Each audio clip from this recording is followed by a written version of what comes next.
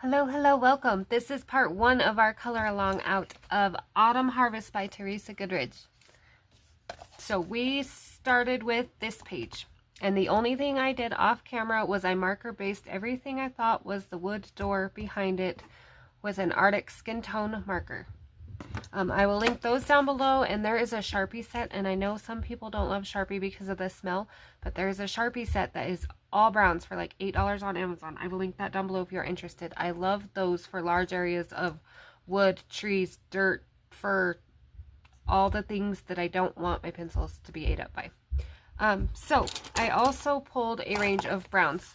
If you are doing a blue door, yours will be blue. If you are doing a red door, yours will be red.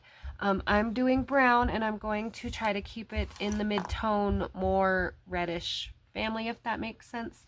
I'm going to have orange, and I'm going to have yellow, and I'm going to have red, so I kind of want to bring those tones together. When we are planning and thinking about color palettes, we want to keep our palettes to around 7 colors. So here is this example. So we have blue, red, green, yellow, orange, and that's pretty much it. Some variations of the colors. Again, this is not 7 pencils, just 7 colors. So, you know, I used brown up here and up here, so I brought it in a little bit in the flowers here, the windowsill, just little things like that that kind of help make the page cohesive. So, again, I marker based the door because I didn't want it to eat up my pencils. So all I'm going to do is take my darkest brown, and mine happens to be, this will be dark umber if you're using Prismacolors. But whatever your darkest brown is, so actually dark umber is a little darker, and then I'm gonna do a little sepia just because I'm going to use my darks first. So those are the colors. These are them blended out to make sure I liked my wood color. I did play with a few, so if you want more of an orange look, let's see where we can see that best. If you want more an orange look, you're going to pull your mineral orange, your pumpkin orange, your burnt ochre, your terracottas, those kind of things. That one's like a mix. This one is all browns, and then this one is just marker. If you are going to do this with marker, darkest to lightest is your best bet because it'll blend it as you go. All right, let's play with some wood. So I'm going to take that dark umber. I like these Koi Ainor pencils or the Polycolor because I am heavy-handed, and so I can press a little harder and color a little darker and not snap the tips off them as easy. I do like Prismacolors color, and I will mix them. I will blend them with these pencils, but sometimes for fine spaces I like these ones. I just seem to break way less. And all I'm kind of doing is shadowing around everything with the dark. So shadowing around. And I know this isn't going to be the most exciting part of this page, but I think a lot of people are intimidated by the wood and the door, so I went ahead and decided to start there. So all I'm doing with the lines that she has put on the door is tracing over them. Just tracing right over them. Also why I have a sharp tip. I don't want to color over them and make huge dark spots in this door. On some pages, there are times and places where you could just color the whole thing and make it dark. But I'm not wanting to detract from any of this with big dark splotches around it, if that makes sense. So I'm kind of shadowing under this line because this is going to be a shadowed part. So I will carry it all the way across. So I remember I shadowed there. I'm shadowing the 4 corner pieces. I'm going to shadow under this ribbon, and that's all we're doing right now. We're not thinking about anything other than shadows right now. So again, these lines we're going to shadow. They're shadows now. And again, fine tip. I don't want huge dark areas. And this is a little bit of a process, and there are easier ways, I'm sure. I do recommend darkest to lightest for this, again, because as you're layering your colors and you go over to fill in the gap with your final lightest color, it will blend it all for you. So you don't have to blend each layer as you go. So it's not as intimidating as it looks. If you want to get real into it, you can come in and you can etch in some more of your own little wood lines with your dark. Totally depends on how detailed and into the wood you are trying to get. So me, myself, I am going to start with what is already on the page. Anytime we color anything, we want 3 colors, light, medium, dark at the minimum. So this will be my dark, so I will at least go over this with 1. I might use 2 more colors, and then my light to blend it out. So even if you aren't doing the marker base, I would start with your dark here, and then again, we'll put over your medium and then go to your light. So again, filling in the shadows as I see them. So I feel like under this leaf here will be a little bit shadowed. I feel like this will be a little shadowed around this berry, going around this big leaf.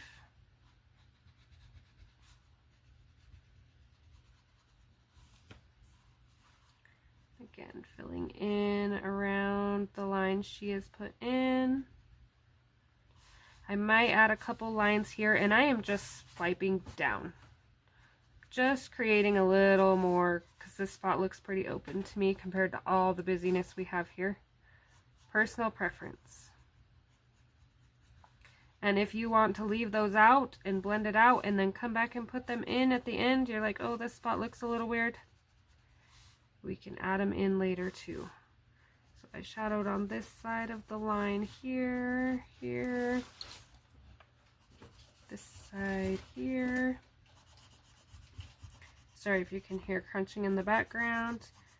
That kitten I am fostering seems to know it's video time. Okay, so how are we feeling about this so far? Scary, not scary, don't know yet, haven't added enough colors to tell. Okay, if you marker based the back of your door before you started this, I encourage you to leave your marker out or write down, get a sticky note, and keep track of your colors. Because if we come in later and like right here, I think I missed a spot. So just like that right there, and maybe under here, right here, we decided that's door, not leaves. You're going to want to be able to go back with that marker. So keep that marker out, or at least keep what you used wrote down. Because I can't tell you the number of whips I have that are not completed and I haven't gone back to purely out of frustration because I don't know what color I used, or I started it and didn't finish it in the same setting, so this side looks different than this side, kind of thing. So the other thing I encourage you, after you color this in with marker, if you go this route before you do the pencil work, make sure you can do it in one sitting or fairly close. You know, some days we're madder than others, more anxious than others, more stressed than others, calmer than others. So the pressure we're going to feel and how hard we press are going to differ. Maybe not by a whole lot, but enough to maybe make things look a little different. So I encourage you to do things like this in one setting. I don't take my own advice very often because I usually get interrupted chasing somebody or something, but it is good advice for what it's worth. Okay, I'm going to add a couple little streaks here. Again, just kind of a bigger open spot. Just trying to detract from.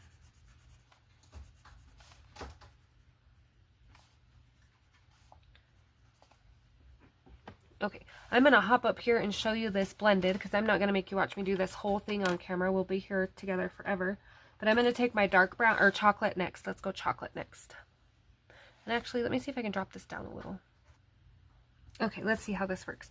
So everywhere I put that dark, I'm just going to bring a little chocolate in. And even if you can't see it, remember we're going to blend. We're going to blend, blend, blend. Got a weird tip on my chocolate there I wasn't loving.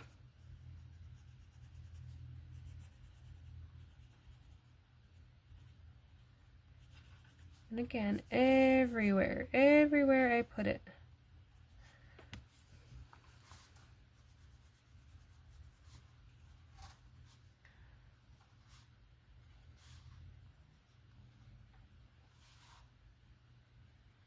Okay. I'm going to add a tiny dot of sepia to a couple spots. This is going to be a darker shadow. So in the crack here, and in that knot, I am going to darken up just a little. So I really get some contrast here when I add my middle color. So anywhere I want that deepest section of shadow to pop out. Okay, and then I'm going to take my polycolor. Again, if you're using Prismacolor, this would be like a sienna brown type, close to. And I'm going to go over the whole thing. Circular motions. This one you actually can color back and forth if you don't like the circular motions, because wood grain goes side to side anyway, or up and down depending. So you don't have to worry too much there. But see how that spot looks a little bald? So we're just going to add a little line. Nobody will ever know we did it. Blend it out. Blend, blend, blend. I'm going to do the same thing on this section here. Being careful of my flowers. Again, this is why we didn't put the door color away, because we are human, and on pages like this, it is hard to get everything on the first run. Okay, so same thing with this little section here. I'm just going to add a little line and a little streak, just so it kind of has the same feel as the rest of the wood. Personal preference.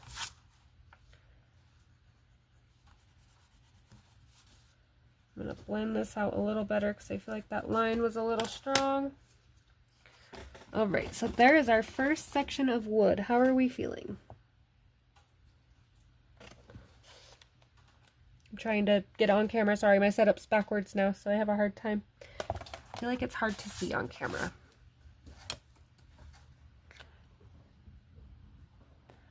So we're going to work our way all the way around with the same technique. Same technique. So I'm going to bring in my sepia first. And again, I'm going to darken that, and I'm going to darken a couple little sections around here.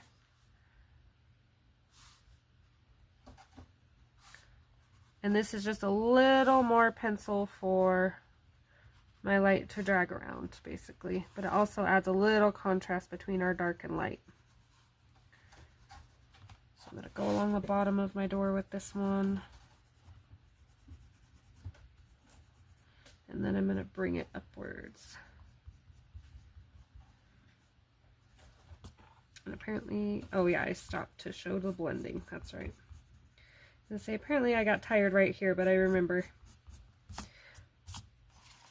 And I'm probably not even, yeah, let me move this jar for a second somewhere. My space is getting smaller and smaller. Okay, so again with the chocolate, make sure I'm visible everywhere we put that dark. We're just kind of going over, outlining, adding a little color.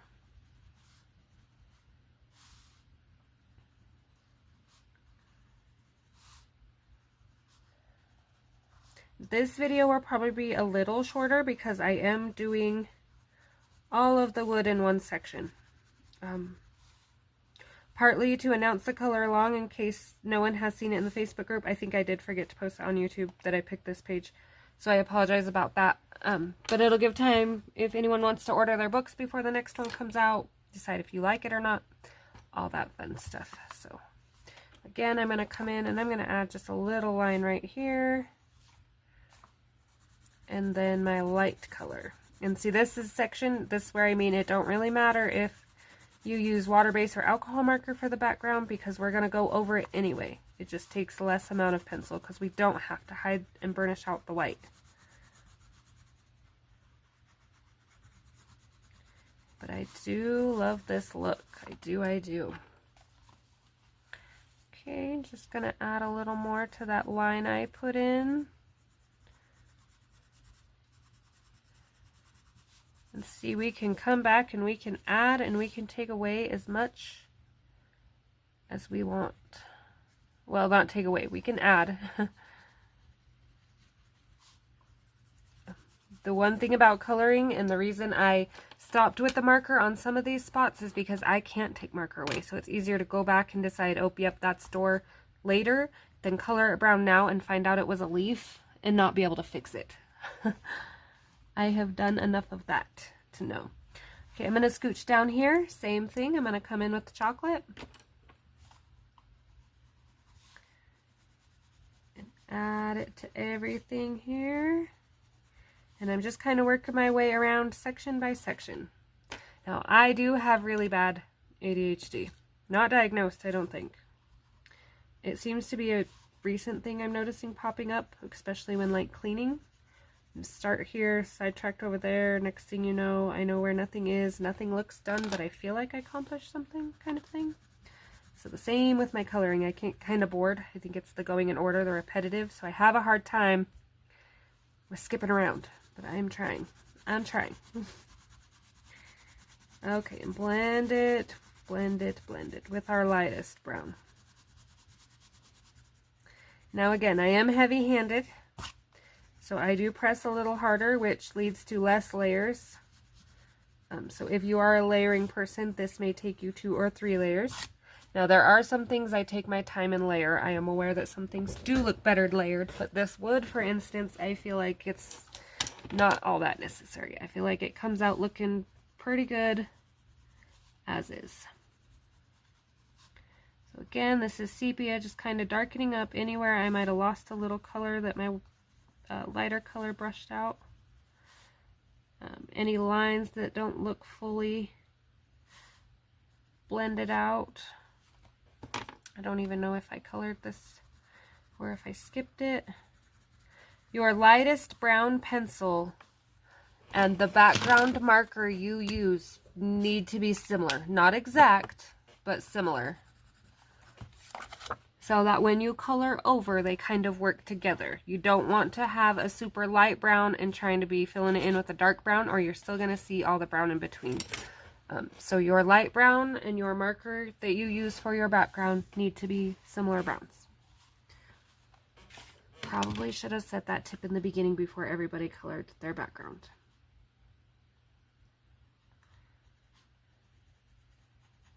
Again, not a professional, here for hobby purposes. Okay. So on the topic of marker, going forward, those of you joining in, or even if you're just watching and you like to watch and see how it's done, should we do the markers, goodness, I can't even talk, the pumpkins and sunflowers with a marker base, or do you want to see them done all in pencil? And that will also give me an idea for the next video for planning purposes. Now, I apologize for those of you that are watching it in the future and want to see something different, because usually I don't get a whole lot of feedback and I just do what I want. And then somebody down the road will be like, oh, I would have liked to see this. But if I get an answer and everybody wants to see one thing, I do try to do my best to accommodate. We can always find another page and color it another way if we need to. So blending, blending, blending, blending, blending, blending out. Okay. How about that? Are we liking it, loving it, not so much, kind of, sort of? We can see the before and after, so just marker, pencil, if that's helpful for anybody.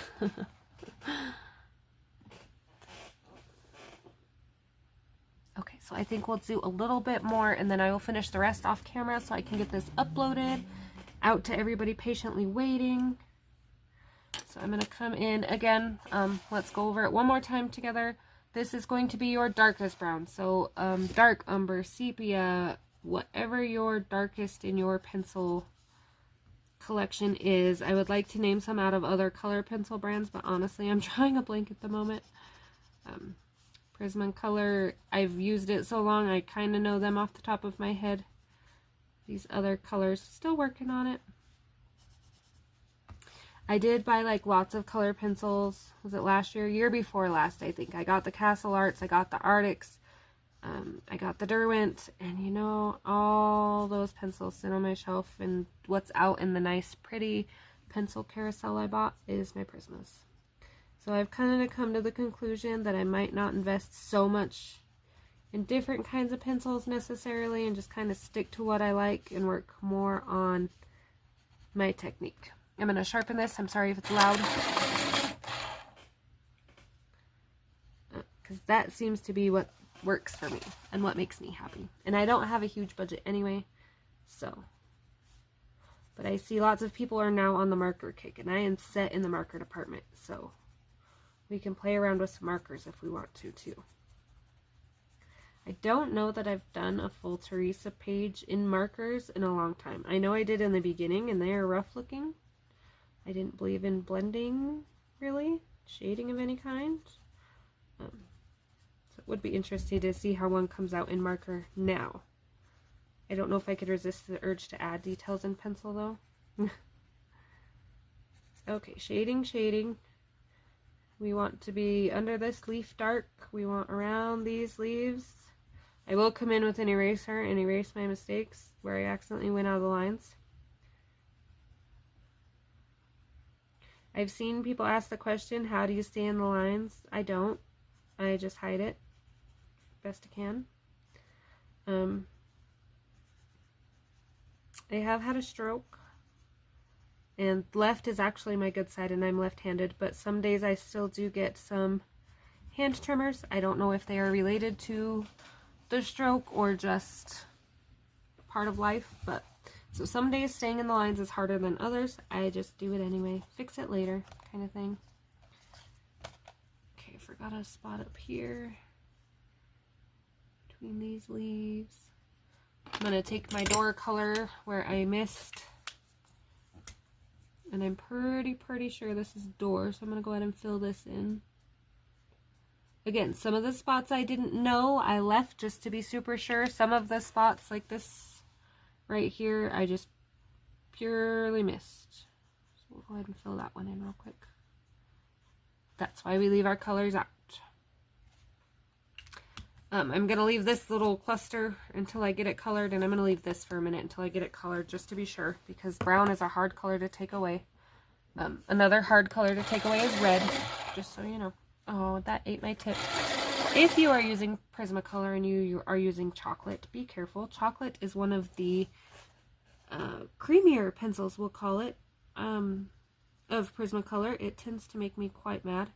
I do appreciate that it's soft, and especially on projects like this, it makes blending go together way easier. But sharpening it sometimes is frustrating because it just breaks and breaks and breaks.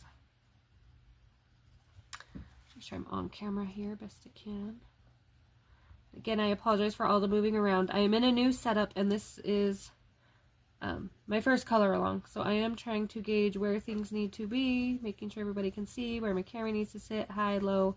If you want closer, let me know. If too close, let me know. I can't please everybody, but I can try to find a happy medium.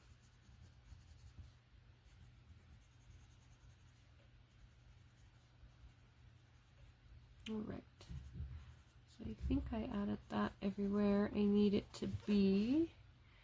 And then we're going to blend with that light color again. And I forgot to come back with my sepia. Add a line here. Now we're going to blend.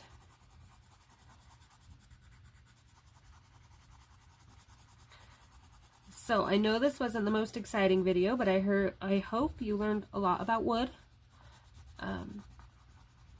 And something new.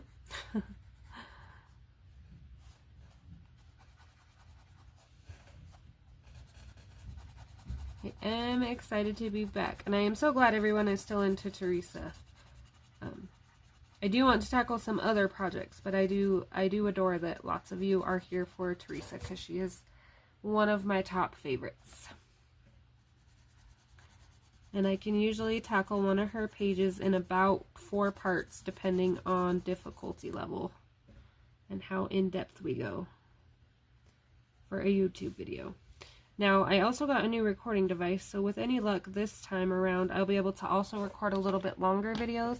Last time I could not record over a half hour, and I don't know if it was the app I was using or the device I was using, but they would all cut off at the half hour, or if I went 2 over, they wouldn't upload, and I'd have to do them again. So here's to also being able to do a little bit longer videos, and maybe we won't have to do so many parts. I'm trying new things. We'll see how they go. Maybe we had a good thing going and we shouldn't mess with it, period. All right. I am going to leave you with this. So here is our wood so far. I will finish my wood and upload it as the thumbnail. I'm going to try to stay more on top of that as we go, keeping the thumbnails in line with the progress we've made on the parts. Hopefully that will help people keep track of what part they are on. When it is finished, I will update it, the whole thing, to the Teresa Goodridge playlist. So again, I thank you for joining in. Questions, comments, requests, anything like that, please let me know. Feel free to reach out. Everything is linked below. I will link the markers and the Sharpies if you are curious. I will link my Facebook if you want to share your page. I am going to make an album, so if you'd like to throw it in the album, if you've already colored it, you are welcome to. And I hope to see you for part 2.